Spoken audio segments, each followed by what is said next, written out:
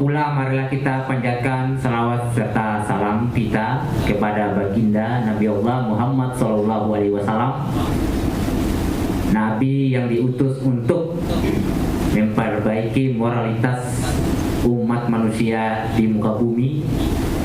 Beliau memperjuangkan kita sehingga sampai dengan detik ini kita diberikan jalan. Kalau di dalam surat Al-Fatihah adalah jalan ihdinas siratal mustaqim,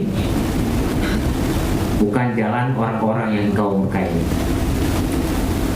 Pertama-tama yang saya hormati pemateri kita yang pada kesempatan hari ini telah hadir di depan kita.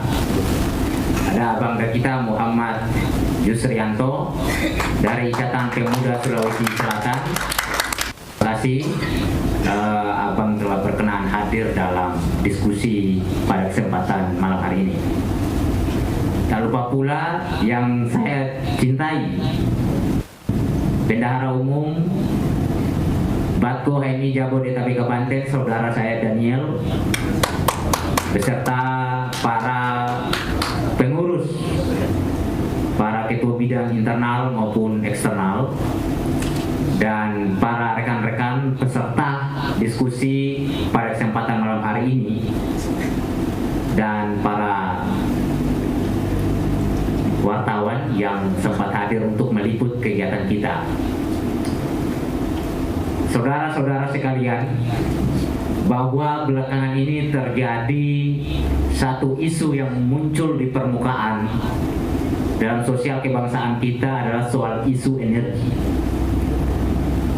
Kalau kita berbicara tentang energi, maka kita tidak akan terlepas dari amanat konstitusi Undang-Undang Dasar 1945 yang jelas diuraikan, dituangkan di dalam pasal 33, ada pasal 1, ayat 1, ayat 2, dan ayat 3.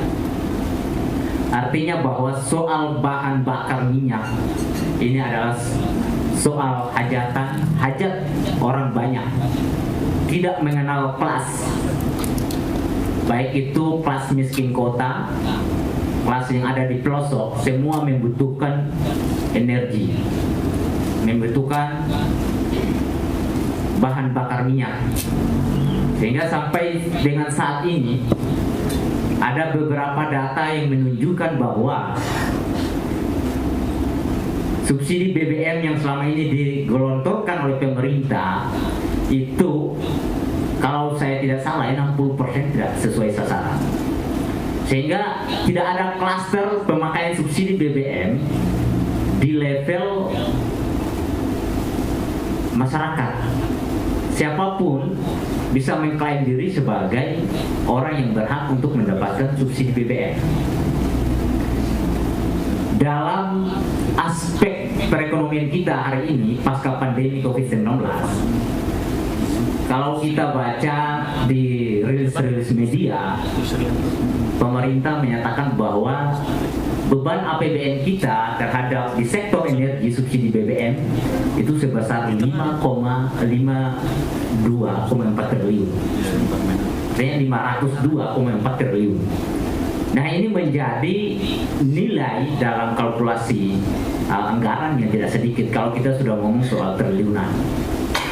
Nah, sehingga pada kesempatan hari ini Batko, Badan Koordinasi Himpunan Mahasiswa Islam Jabodetabek Banten, mencoba membuat sebuah ruang dialog diskusi interaktif, diskusi antara para audiensi internal HMI Batko yang kemudian mengundang para audiensi peserta-peserta yang bisa hadir pada kesempatan hari ini baik secara offline maupun virtual, dengan mengusung sebuah tema yaitu penyesuaian harga BBM dan pengalihan subsidi ke sasaran yang lebih tepat dan langsung penerimanya. Artinya saya pikir mungkin pemerintah harus mencari satu skema baru dalam memberikan subsidi BBM ini tepat sasaran, sehingga kita tidak terjebak dalam skema subsidi BBM yang selama ini diterapkan, tetapi fakta di lapangan bahwa masyarakat yang seharusnya menerima subsidi BBM itu tidak mendapat kebagian. Mungkin orang-orang yang punya mobil di atas 500 masih memakai 500 juta harganya masih memakai subsidi BBM, atau 400 dan 300. Ini kan selama ini yang terjadi di lapangan, sehingga mungkin ruang diskusi kita pada kesempatan malam hari ini bisa melahirkan rekomendasi-rekomendasi konkret kepada pemerintah, dalam hal ini kementerian lembaga yang memiliki wewenang, yaitu mungkin kita tahu bersama ada Kementerian SDM, ada Kemenkeu, kemudian ada Menteri BUMN, pelaksananya di bawah ada PT Pertamina dan anak perusahaannya yang ada di bawah kenaungan PT Pertamina. Nah, mungkin itu sepatah sambutan dari saya. Selebihnya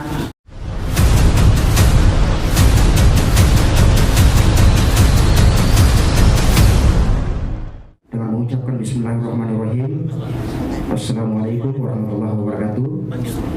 Pada kesempatan malam ini, Batko HMI Jabodetabek Banten periode 2021-2023 melakukan fokus group discussion atau diskusi publik pada kesempatan hari ini di The Hotel dalam rangka untuk kemudian memperjelas status HMI Batko Jabodetabek Banten sebagai bagian dari representasi kaum muda yang kemudian senantiasa mengawal agenda-agenda rakyat yang tidak akan pernah luput dari soal masalah persoalan keumatan dan kebangsaan kita yang pada kesempatan hari ini semakin hari kian dipertanyakan oleh masyarakat sendiri. Terlebih bicara soal masalah subsidi BBM yang kemudian hari ini menjadi topik pembahasan yang begitu hangat, bukan saja di kalangan HMI tetapi juga di tengah-tengah masyarakat Indonesia pada umumnya yang kemudian menikmati BBM itu sendiri.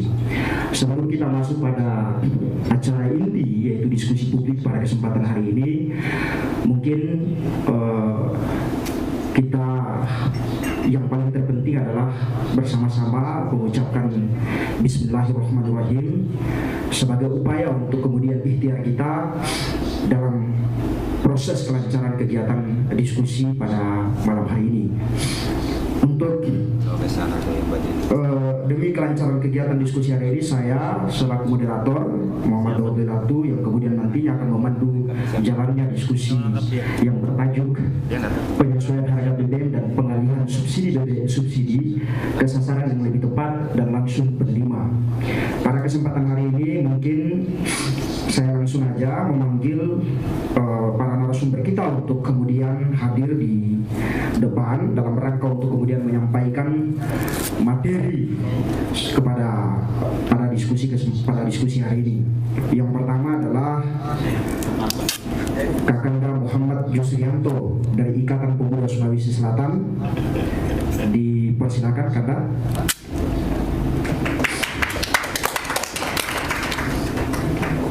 Yang kedua yang mungkin melalui via Zoom yaitu Kakanda Fitrah Faisal Hastiadi dari Direktur Eksekutif Nextpolis.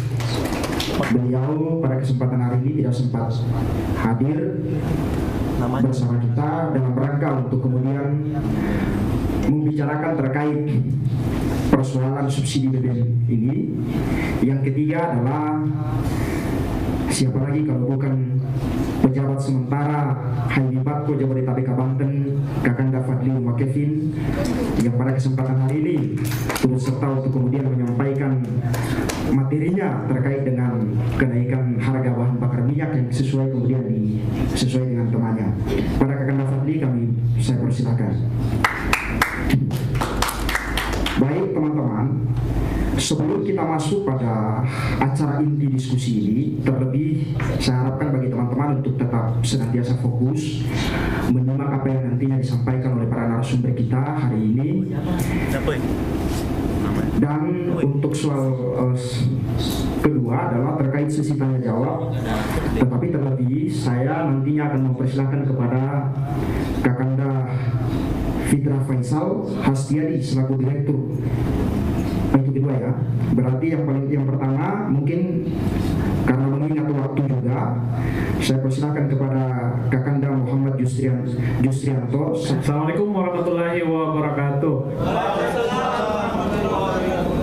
Salam sejahtera untuk kawan-kawan di HMI Batko Jabarita Banten, Ketua Umum, Sekretaris Umum ya, PJS, oke. PJS Batko HMI Jabarita Banten, terima kasih banyak atas undangannya untuk melakukan diskusi atau merespon isu yang hangat diperbincangkan belakangan ini, dan juga Direktur Eksekutif Denex Polisi Bang Fitrah yang hadir secara virtual. Semoga sehat selalu.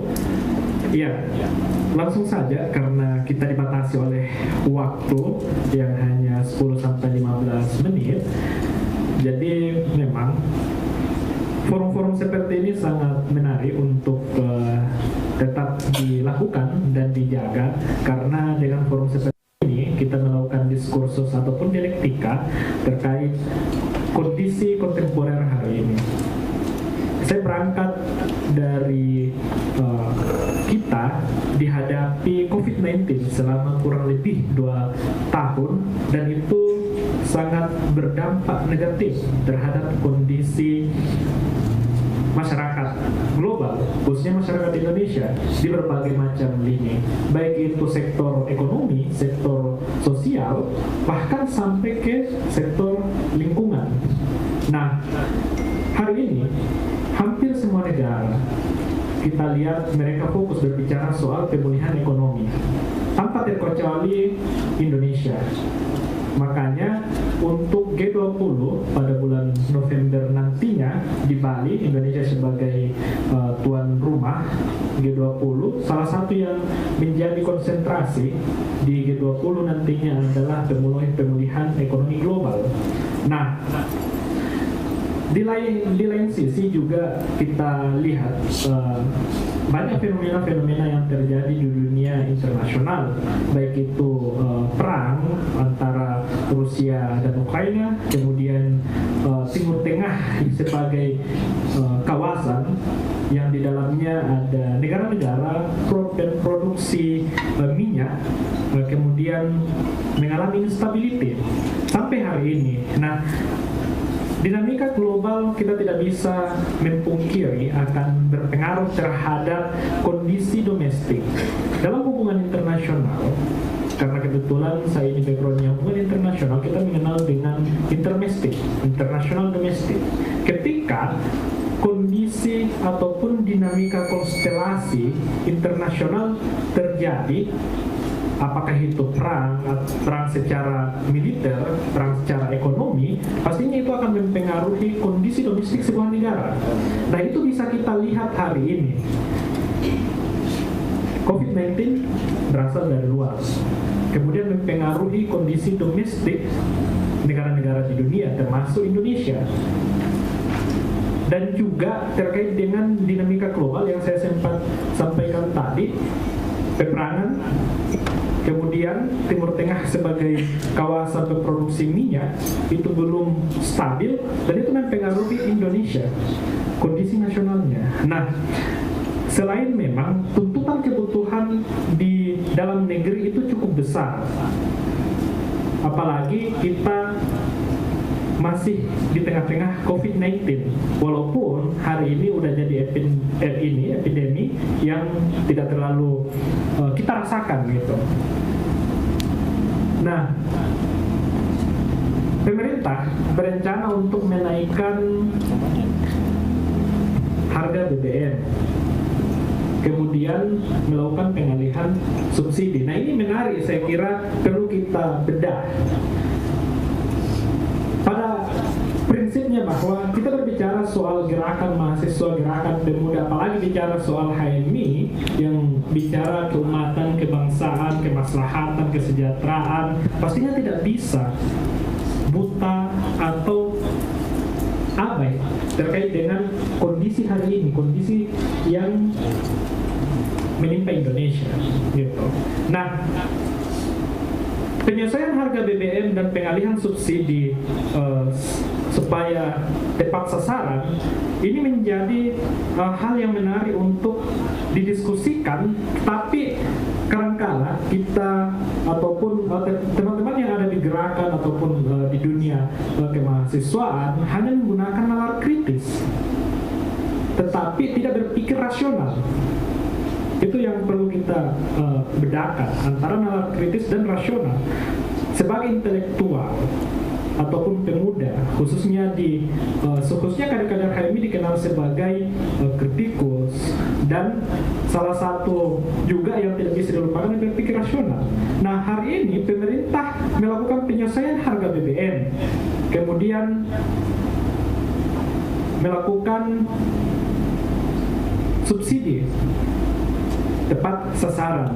Nah, apakah kita kembali sebelum-sebelumnya bahwa pemerintah sudah melakukan itu dengan tepat? Apakah pemerintah sudah melakukan dengan tepat? Memberikan subsidi yang begitu tinggi terhadap BBM, tetapi kemudian yang perlu dipertanyakan apakah sudah tepat sasaran? Gitu.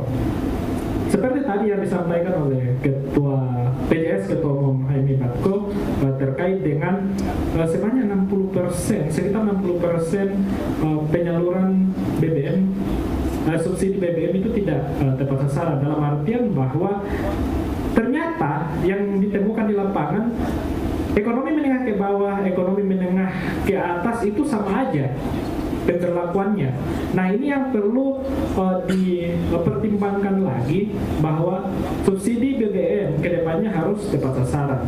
Nah, makanya memang yang perlu kita kawal kedepannya adalah bagaimana pemerintah melakukan penyesuaian harga BBM agar tidak ada ketimpangan yang kemudian tidak membedakan antara orang miskin dengan orang kaya. Kita mendorong ke depannya supaya skema penyesuaian harga BBM dan subsidi tepat sasaran itu sesuai dengan target itu. Dan yang perlu juga dikritisi bahwa ketika dalam penyelesaian harga BBM nantinya itu tidak terlalu tinggi. Sampai hari ini kan belum diumumkan terkait dengan kenaikan berapa persen, masih ditunda. Nah, hal-hal seperti ini yang kemudian saya kira mudah-mudahan dari diskusi pada malam hari ini ada sebuah saran ataupun rekomendasi agar rencana pemerintah untuk melakukan penyelesaian harga BBM dan subsidi tepat sasaran itu bisa terlaksana dengan baik dan tidak ada yang dirugikan. Dan pastinya kita berada pada sisi pro terhadap rakyat, khususnya rakyat miskin. Itu bisa diberikan kepada orang-orang yang membutuhkan, orang-orang miskin. Nah, bagaimanapun tidak bisa menafikan ketika BBM naik akan secara otomatis berpengaruh terhadap naik. Tetapi ya bagaimanapun seperti yang awal saya sampaikan, bahwa dengan kondisi ekonomi hari ini, dinamika atau konstelasi internasional itu mempengaruhi kondisi domestik sebuah negara, termasuk Indonesia hari ini. Sebelumnya kita ketahui harga minyak per barel hanya di bawah 100 US dollar per barel, bahkan pernah sampai 70, 80, tapi sekarang belakangan ini di atas 100 US dollar per barel, bahkan sampai 105 US dollar. Nah, pastinya Indonesia sebagai negara yang membutuhkan kebutuhan minyak yang cukup besar, kemudian bukan lagi sebagai produksi yang bisa untuk mengekspor, tetapi mengimpor dari luar. Ya, ini kondisi-kondisi seperti ini yang kemudian menjadi determinants pemerintah harus melakukan penyelesaian harga BBM. Itu saya kembalikan ke. Oke, Pak. Terima kasih. Saya pikir kasih aplaus dulu kepada narasumber kita pada kesempatan hari ini yang luar biasa menyampaikan terkait bagaimana posisi posisi Indonesia sebagai negara penyelenggara G20 yang menjadi bagian dari catatan penting bagi pemerintah dalam rangka untuk bahwa kegiatan G20 ini sebagai upaya untuk proses pemulihan ekonomi yang kemudian saat ini kita tahu bahwa kita diperhadapkan dengan salah satunya adalah penyakit dunia yaitu COVID-19. Namun hari ini luar biasa pemerintah berhasil menurunkan angka penanganan COVID-19 tersebut. Tetapi lagi-lagi hari ini setelah kita masuk dalam proses pemulihan ekonomi, namun kembali hari ini BBM kemudian dinaikkan oleh pemerintah. Ini yang kemudian menjadi catatan kritis bagi pemerintah, lalu kemudian nantinya akan kita diskusikan. Poin kedua adalah bagaimana sih negara penyesuaian harga BBM agar tidak kemudian membedakan antara yang kaya dan yang miskin. Artinya tidak boleh ada kesenjangan di tengah-tengah masyarakat antara orang kaya dan orang miskin ketika kemudian subsidi BBM tersebut dinaikkan.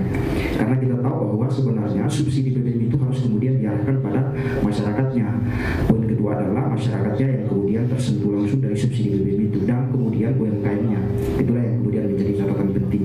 Mungkin untuk kemudian mempersingkat waktu agar ini nanti sesi tanya jawab setelah kemudian selesai penyampaian dari narasumber kita, mungkin saya berikan waktu dan kesempatan kepada Kakanda Fitra Faisal Hastiadi selaku Direktur Eksekutif Netspolit untuk menyampaikan materinya pada kesempatan hari ini. Kepada Kakanda Fitra Faisal, waktu dan tempat saya persilakan. Saya hanya akan berbicara pada aspek social control HMI sebagai agent of change.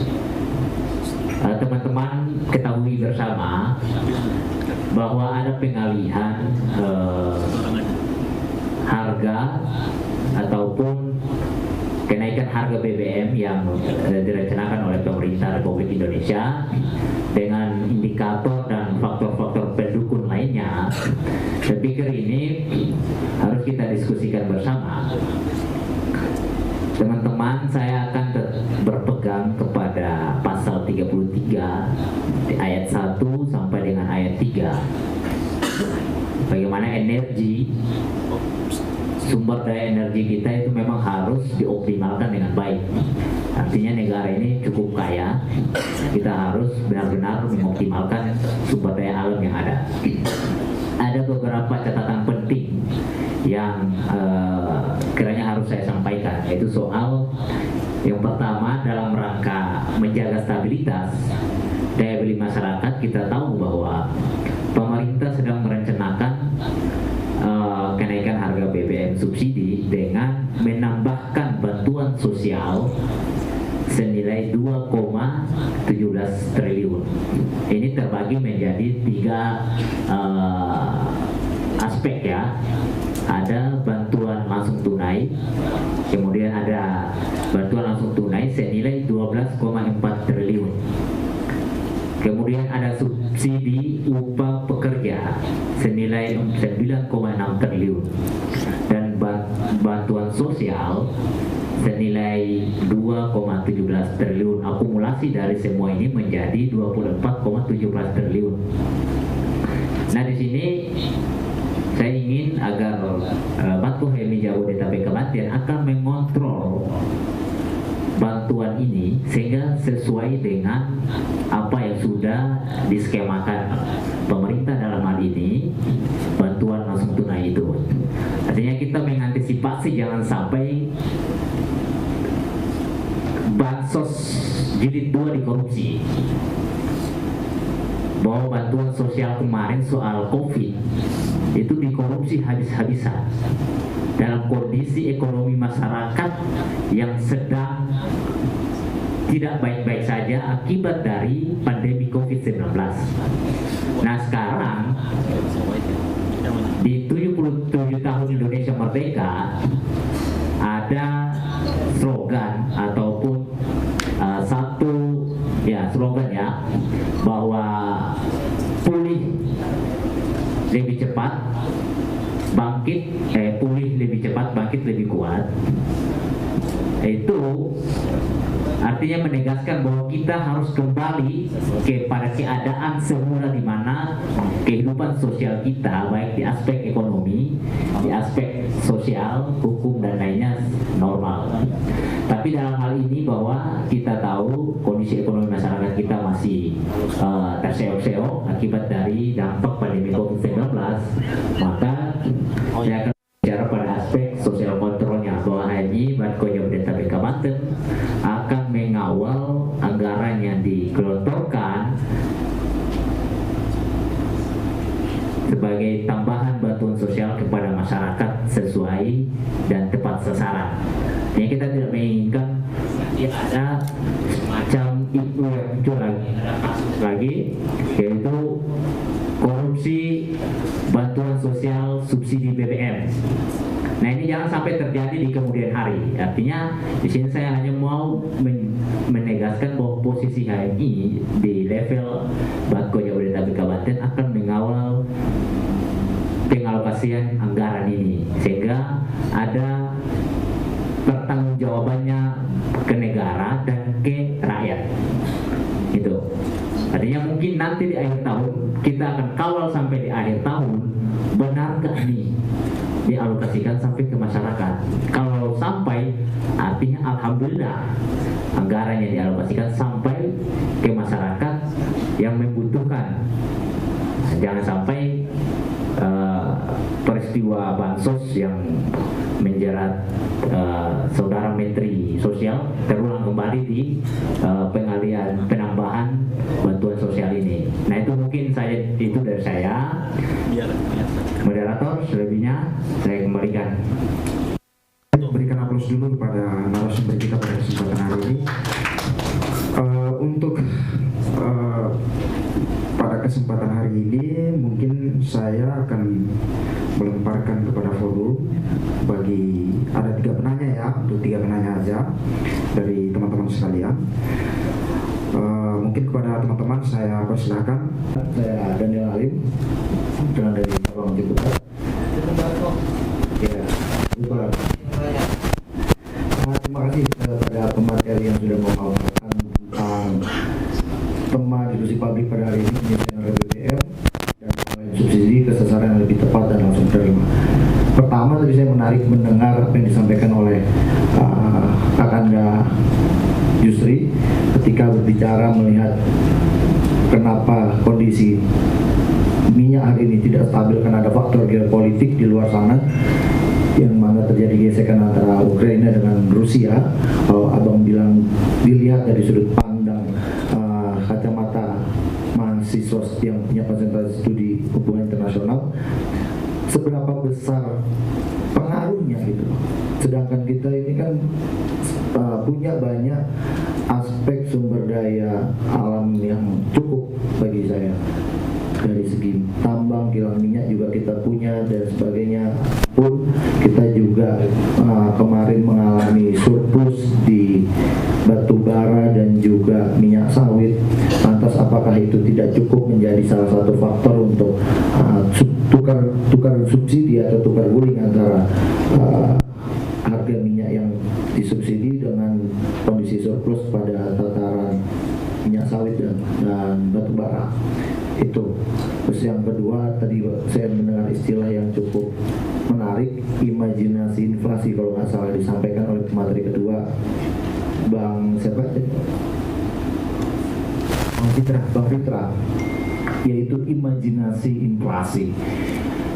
Memang ini yang jadi luput dari kita ya selaku masyarakat pada umumnya ketika melihat ada wacana kenaikan harga pangan, ada wacana kenaikan harga minyak dan sebagainya, tapi kebijakan itu masih dalam bentuk wacana yang cukup panjang. Keluar kebijakannya itu bisa bulan depan, tapi wacananya udah ramai dari jauh-jauh bulan sebelumnya. Nah, ini yang kadang kita nggak bisa melihat secara detail. Apakah ini merupakan jadi salah satu agenda sebagai tes kesiapan masyarakat untuk menghadapi karena inflasi ini selesai begitu saja gitu? Ataukah memang ketika ini tidak dinaikkan, kemudian imajinasi inflasi itu hilang gitu. Paling itu pertanyaan yang untuk Bu Fitra. Terima kasih. Assalamualaikum warahmatullahi wabarakatuh. Baik, sama-sama. Terima kasih kepada penanya pertama. Berikan aplaus dulu pada penanya kita. Mungkin ada penanya Juga tadi dari pemerintah kedua ya, sama pemerintah ketiga, yang dimana kita harus tuntas dalam mengawal subsidi agar tepat sasaran. Kita melihat dari kacamata dunia terkait Pertamina, kalau dibandingkan dengan Malaysia punya itu jauh ya. Kenapa sih bilang jauh? Karena Pertamina kita Indonesia itu menjual minyak mentahnya itu ke Singapura dengan harga sekian, lalu dijual lagi di Singapura, lalu dibeli lagi sama Indonesia ketika jadi, lalu sama Indonesia dijual ke masyarakat. Di situ udah ada perbandingan yang dimana di situ pasti merugi lah seperti itu. Makanya ada subsidi silang tuh waktu itu, ada subsidi silang dari RBN untuk Pertamina. Jadi Pertamina tuh rugi terus. Siapa menterinya juga. Mungkin yang sangat disayangkan waktu itu ketika premium dihapuskan dengan alasan premium itu tidak layak pakai ataupun segala macam lah. Padahal poinnya premium itu sangat penting bagi rakyat miskin. Rakyat miskin tuh nggak perlu yang namanya bagus ataupun apa, yang penting bisa jalan itu kendaraan. Ketika premium itu tetap ada, harga stabil dan pertalite ataupun pertamax itu naik, itu no problem menurut saya. Karena pemakaian pertalite dan pertamax itu rata-rata kalangan menengah ke atas seperti itu. Dan rakyat kecil disuruh memakai pertamax, mana mau kan? Kan seperti itu. Jadi sangat disayangkan ketika premium BBM premium waktu itu dihapuskan itu. Lalu saya juga tadi tertarik juga tuh terkait subsidi, yang dimana benar kata narasumber ketiga, ketua saya tadi bilang subsidi yang diberikan pemerintah ini harus kita kawal baik-baik. Stakeholder yang ada itu dilibatkan seperti KPK ataupun Baris Krim Polri segala macam, dan kita juga mengawal itu agar tepat sasaran. Jangan sampai ada mafia baru lagi tuh di situ, yang dimana nanti tiba-tiba ketangkep atau ada yang ditumbalkan, kita nggak tahu seperti itu. Nah, yang jadi pertanyaan saya Bang, sama pertanyaan pertama maupun kedua tadi sama ketiga, jikalau pemerintah memberikan subsidi, jangka panjangnya itu sampai kapan? Dan ketika harga BBM naik itu sampai kapan seperti itu? Ketika subsidi itu hanya jangka panjangnya selama 6 bulan, apakah harga pertamax dan premium ketika naik akan stagnan di 6 bulan juga? Ataupun ada penambahan subsidi seperti itu? Oke, mungkin itu. Terima kasih. Benar ya, apa yang ditanyakan tadi oleh penanya pertama maupun penanya kedua menyinggung soal relasi antara geopolitik global, geopolitik kawasan, kemudian mempengaruhi kondisi domestik atau kondisi nasional sebuah negara. Nah, tadi saya sampaikan bahwa bukan hanya perang Ukraina Rusia, tetapi juga pasca COVID-19, kemudian instability di kawasan Timur Tengah yang kita kenal sebagai salah satu kawasan yang memproduksi minyak terbesar di dunia. Banyak negara-negara yang bergantung minyak kepada negara-negara di Timur Tengah. Nah, ketika itu mengalami instabilitas secara politik maupun secara ekonomi, ya pastinya itu akan mempengaruhi negara-negara yang sebagai konsumen. Indonesia ya memang dikenal sebagai negara yang juga memproduksi minyak, tetapi ada perbedaan pada waktu masa Orde Baru dengan pasca reformasi. Ketika pada waktu Orde Baru, Indonesia melakukan produksi minyak dalam skala besar, kemudian melakukan ekspor. Nah, bagaimana hari ini? Indonesia tetap melakukan produksi, tapi ternyata produksi dalam negeri itu tidak mampu untuk memenuhi kebutuhan atau demands dari masyarakat Indonesia itu sendiri, karena pertumbuhan populasi semakin besar, kemudian juga kendaraan semakin meningkat jumlahnya, bahkan masyarakat menengah ke bawah juga memiliki ada yang 1-2 kendaraan, apalagi yang masyarakat menengah atau masyarakat menengah ke atas. Mereka punya berapa mobil misalnya, berapa kendaraan roda 2, dan itu sangat mempengaruhi terkait dengan kebutuhan minyak dalam negeri. Nah, yang perlu kita ketahui bahwa tekanan geopolitik itu sangat mempengaruhi tekanan geopolitik global atau konstelasi politik ataupun ekonomi global itu sangat mempengaruhi kondisi sebuah negara. Ya, contohnya hari ini. Oke lah, ketika misalnya banyak menganggap bahwa jangan sampai itu dikatakan sebagai mitos belaka untuk dijadikan alasan, untuk dijadikan rasionalisasi oleh pemerintah untuk menaikkan harga atau melakukan penyesuaian harga BBM.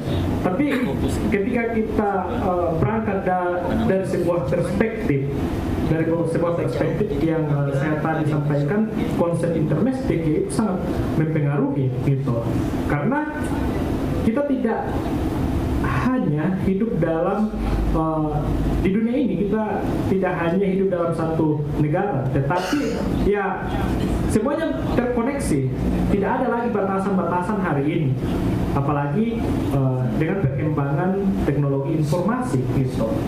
Bahkan misalnya hari ini kita di Indonesia, besoknya kita bisa di Amerika, di kawasan-kawasan atau negara lain.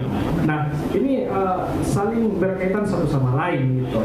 Nah, kemudian bicara soal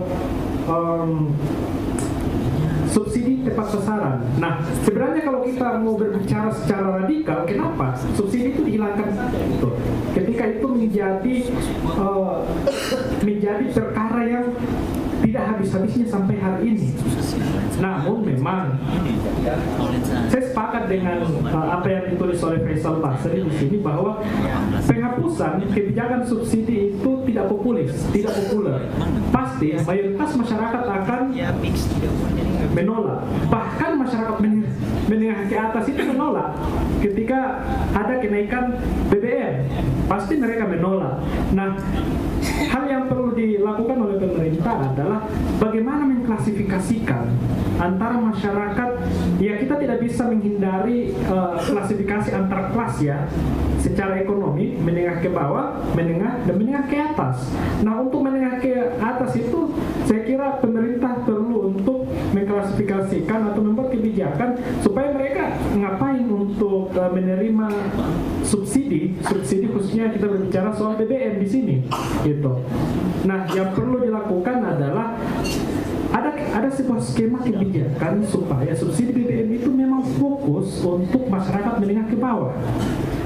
Dan ketika ada skema bantuan sosial dan bantuan-bantuan lain, apakah itu pendidikan ataupun kesehatan, ya memang yang disasar itu adalah masyarakat miskin, masyarakat menengah ke bawah, masyarakat yang rentan secara ekonomi. Ya, walaupun sebenarnya ketika kita berbicara dengan dibenturkan dengan kebijakan ini, benturkan dengan perspektif bahwa mereka tidak bisa untuk berkompetitif ataupun merdeka karena terlalu dimanjakan, tapi ya kita ini, bagi saya di Indonesia ini cocoknya dalam sosialis demokrat gitu. Sosialis demokrat dalam artiannya subsidi itu tetap diperlukan, tetapi juga jangan sampai itu yang kemudian menjadi hambatan dalam misalnya bagaimana memprioritaskan atau meningkatkan sumber daya manusia melalui pendidikan. Kemudian ya bicara soal subsidi juga bicara soal kesejahteraan atau kemaslahatan masyarakat dan rakyat. Nah, makanya itu saya tadi sepakat ketika bagaimana penyelesaian subsidi ini memang dilakukan untuk bagaimana membantu masyarakat menengah ke bawah, masyarakat miskin, dan mereka yang berhak menerimanya. Kemudian juga terkait dengan bantalan sosial tambahan ini, ya ini perlu kawan-kawan kawal. Ini saya kira HMI Bako HMI Bako Jabar Tengah Banten, seperti yang disampaikan tadi sama PJS Ketum, seperti yang disampaikan tadi PJS Ketum bahwa akan mengawal bansos ini agar tersalurkan atau teralokasikan dengan tepat. Nah, kita tunggu ke depannya seperti apa langkah-langkah ataupun gerakan yang dilakukan oleh teman-teman dalam mengawal bansos, baik itu BLT, subsidi gaji bagi pekerja yang di bawah penghasilannya di bawah 3,5 juta ataupun subsidi Pemda. Seperti apa ke depannya? Nah, ini menarik ketika kawan-kawan mengambil kesempatan atau memang ya ada controlling di situ, ada monitoring ataupun controlling di situ gitu. Yang dari dua penanya tadi.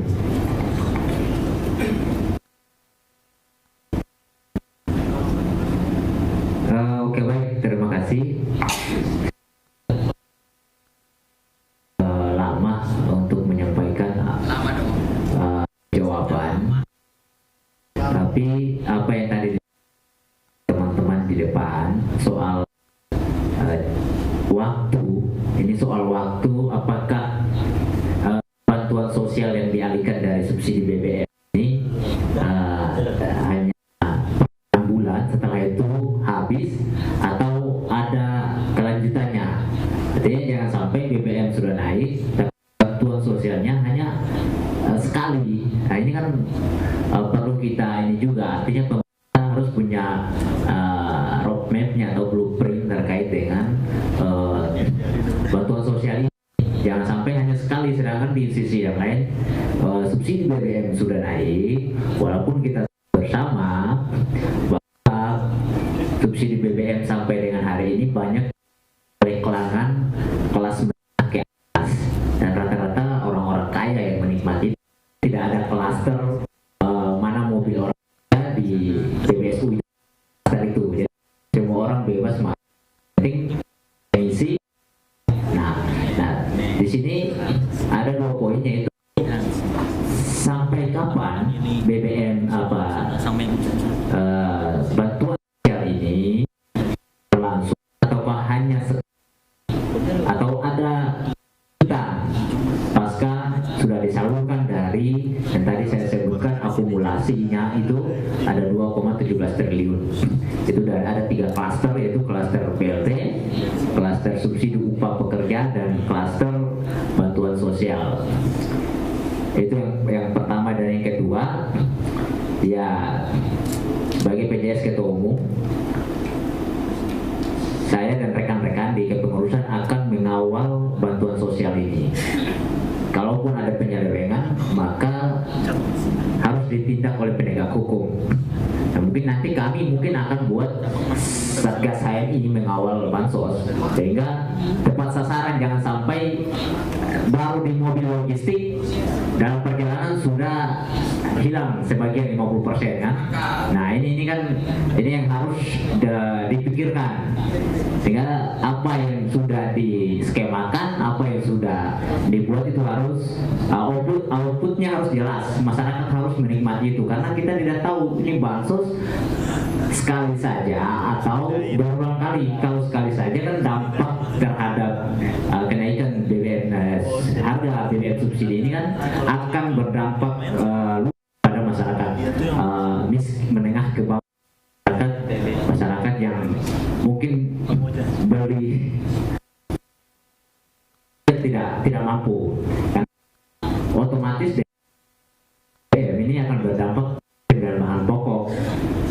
Apalagi Indonesia ini negeri kepulauan 17.504 buah pulau, itu kalau kita lihat kayak polar, hidupnya di daerah-daerah kepulauan, daerah-daerah pesisir. Nah, kalau saya ingat saya dulu di waktu masih di kampung halaman itu bang, itu 1 liter 20.000. Itu di zaman saya masih SMP 2000 berapa ya, 2007, 2008, 2009 itu 1 liter 20.000 di zaman itu. Nah, kalau sekarang mungkin sudah 30.000 sekarang ini. Nah ini kalau sekarang naik berarti otomatis karena efek dari itu kan menaikkan berdampak pada 9 bahan pokok yang kita tahu perekonomian masyarakat Indonesia ini kan rata-rata masih di bawah. Kita disebut negara maju juga belum, karena kita masyarakat Indonesia-nya ekonominya masih rapuh gitu. Nah tapi intinya ada 2 poin yang ingin saya sampaikan, yaitu soal pemerintah harus mempertegas jangka waktu sosial ini berapa bulan, sebulan saja, 3 bulan atau 4 bulan, atau 1 semester ya, 6 bulan. Kita akan mengawal pemerintah dalam sosial ini agar tepat sasaran. Angka subsidi BBM sekitar anggaran subsidi BBM sekitar 500 triliun rupiah, yang kemudian kita tahu bahwa surplus APBN kita sekitar 200 triliun. Namun hari ini kita kemudian masih diperhadapkan dengan persoalan-persoalan yang memang menurut saya hari ini negara sebenarnya harus lebih fokus memperhatikan soal bagaimana proses pemulihan ekonomi. Terlebih hari ini kita tahu bahwa negara cenderung fokus lebih terhadap pembangunan ibu kota negara baru. Menurut saya menguras APBN negara yang begitu luar biasa besar. Itulah yang kemudian saya seharusnya negara memanfaatkan beberapa anggaran-anggaran sisa untuk direalokasikan dalam hal konteks pemulihan ekonomi, itu yang paling terpenting. Terlebih UMKM yang harus kemudian diselamatkan oleh negara sendiri. Mungkin diskusi pada kesempatan hari ini saya selaku moderator dan beberapa narasumber kita hari ini meminta maaf jika mana terdapat kekurangan dari proses penyampaian ataupun jawaban-jawaban dari narasumber sekalian terkait pertanyaan dari kawan-kawan semua. Sebab kekurangan itu datang dari kita, kelebihan itu hanya milik Allah Subhanahu wa taala. Billahi taufiq wal hidayah. Wassalamualaikum warahmatullahi wabarakatuh. Forum saya kembalikan kepada MC.